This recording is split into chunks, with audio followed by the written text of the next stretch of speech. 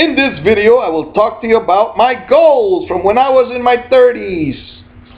Wow, I wrote them on the back of business cards while waiting at school to have lunch with my son and to pick him up after school and things like that. I didn't talk to all the moms because they're married or maybe not married, but I just didn't talk to them. Now, if they walked by me and then they made eye contact, I would nod my head. I would say hello. I didn't act totally unsocial. I don't want her kids beat up my kids. Yeah, beat up that Daniel's kids because he never says hello to me.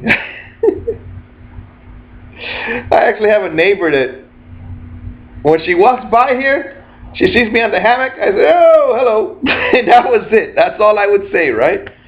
And then when she had a baby one time, this spouse ran out there, and I was out there hanging out in the hammock, and I was like, oh, you have a baby? All right, hello.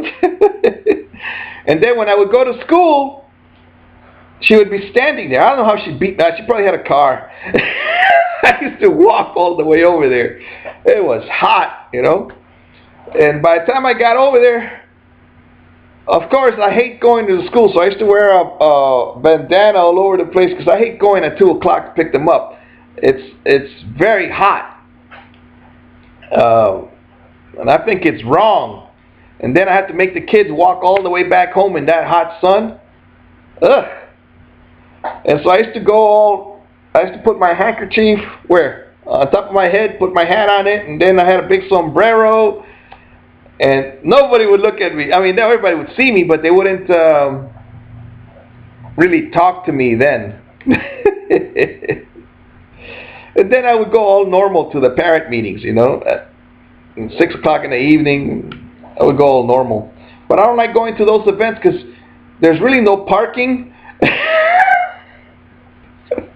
There's no parking, and there are no lights. So, like, if you get there at 6, and sometimes it gets dark at 7 or 7:30.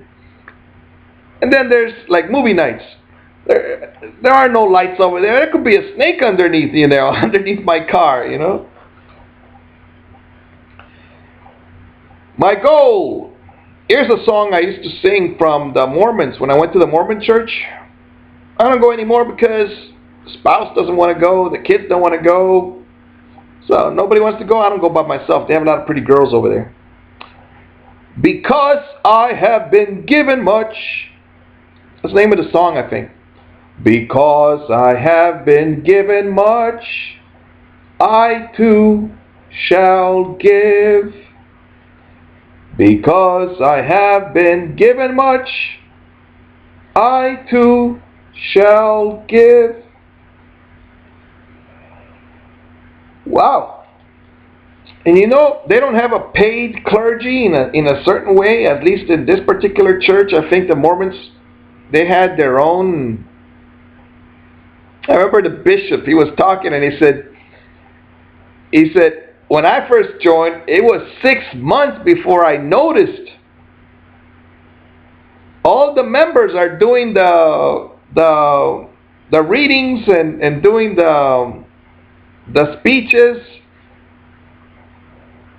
If I become a member, they're going to expect me to read, and he said, I don't want.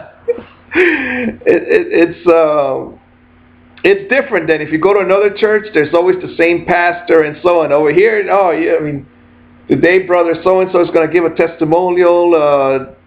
Sister so and so is going to sing a song. I mean, these are the people from the actual congregation that have to participate. So if you want to participate, you could go to that church. They really do a lot of building up, encouraging to the young men especially. I'm sure they do something for the women, but I've noticed the young men, they all have suits and ties, and they're all well dressed, and they're all, I don't know what they call each other, but I see them, and I see their postures, and I'm like, these are like the rulers of the world. They're very confident. It's good to see you. They shake hands. They're very, as far as a family environment, again, I went there because Well, two reasons. One, the first reason was because I wanted to have more wives, but it's apparently illegal in the United States. Polygamy? I think it's illegal. I'm not too sure. I think it is. That's one. And the other reason was, well, when I got there, wow, they have a basketball gym inside the, inside the church somehow. There's a basketball gym. And I was like, air-conditioned basketball. Man, this is way better than Chicago, where you had broken glass on the floor, beer bottles, graffiti on the wall, gangs beating you up, fights everywhere, people stealing my bicycle while I was on it. I always noticed, if you have a dad hanging out next to you, no problems. You don't have any problems. You have your dad, the other kids are going to leave you alone.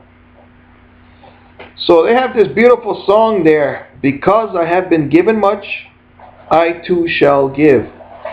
However, the way I see it now, everything belongs to God. This computer, He gave it to my mother, right? However, this sofa I'm sitting, everything is temporary. I could say it's mine, but it isn't. It's God's. Everything here is God's. Everything I see, even my own body and my own hair, everything, it belongs to God. He's the one that gave me my high sex drive.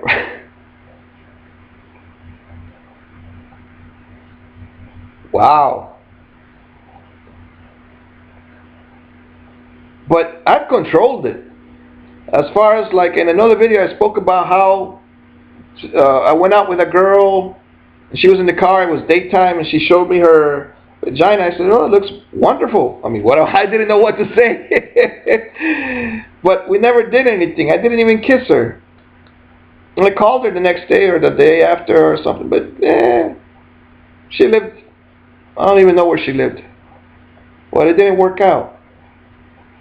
And then the other one, this is when I was 25 maybe. And then the other one when I was 20, she showed me hers, but it was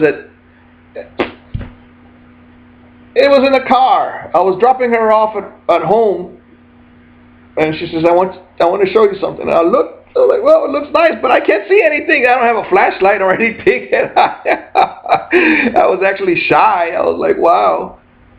At that time, I didn't know what to do, so I didn't do anything. That's another one that got away for that at that time. And then another one once, she brought me a condom. When I was at college, in the dormitory, she just walked in the door and she showed it to me. And I knew it was a condom. And then she sat down on my bed, then she stretched out. And I was thinking of something else, because what was on my mind, I started reading to her a relaxation, meditation piece of paper that I had. I am relaxing my physical body. My mind and my body are relaxing. I am breathing in. So I began to give her a massage, but very gently, just pressuring, touching her shoulders, her neck, and things like that. She fell asleep on me. And I never did anything to her. I mean, as far as, like, what do you call that? Sexual intercourse? It's another one that got away. She was 26 and she said, I'm too old for you. But when she came that night, she was, I guess, ready. I was I was 17? Yeah, I was 17. So I didn't really know much. I didn't know what to do. It's different from today's kids. They know since they're like probably 10. Alright, enjoy your life. Be better than I am.